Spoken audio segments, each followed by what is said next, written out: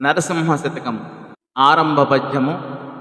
శ్రీమనోహర సురార్చిత సింధు గంభీర భక్తవత్సల కోటి భానుతేజ అంజనేహర హిరణ్యకశిపునాశక శూర సాధు రక్షణ శంఖ చక్రహస్త ప్రహ్లాద వరద పాపధ్వంస సర్వేశ క్షీరసాగర సాయి కృష్ణవర్ణ పక్షివాహన నీల భ్రమర కుంతల చాల పల్లవారుణ పాద పద్మయుగళ చారు శ్రీ చందనాగరు చర్చితాంగ కుంద కుట్మలదంత వైకుంఠ ధామ భూషణ వికాస శ్రీధర్మపుర నివాస దుష్ట సంహార నరసింహ దురిత ధూరా.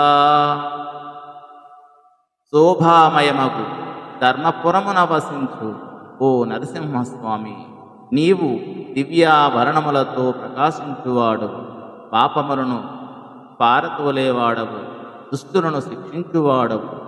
స్వామి, నీవు శ్రీదేవికి భర్తవు, దేవతలచే పూజింపబడువాడవు, సాగర గంభీరుడవు, భక్తులను కాపాడెడువాడవు, శత సహస్ర సూర్య తేజోమయుడవు,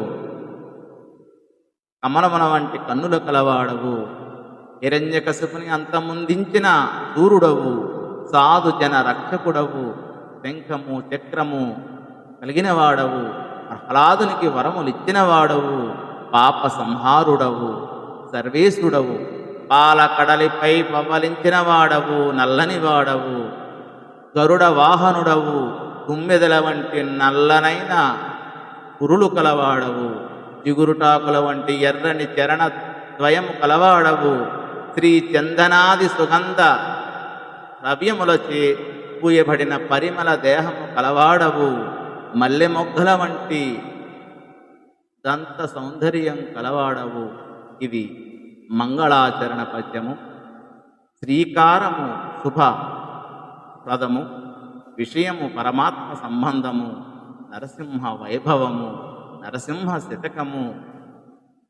ప్రయోజనము పాప సంహారము, సాధు జన రక్షణము, అధికారి పాపమును దూరం కావాలని వాంఛించేవారు అని ఈ పద్యభావము.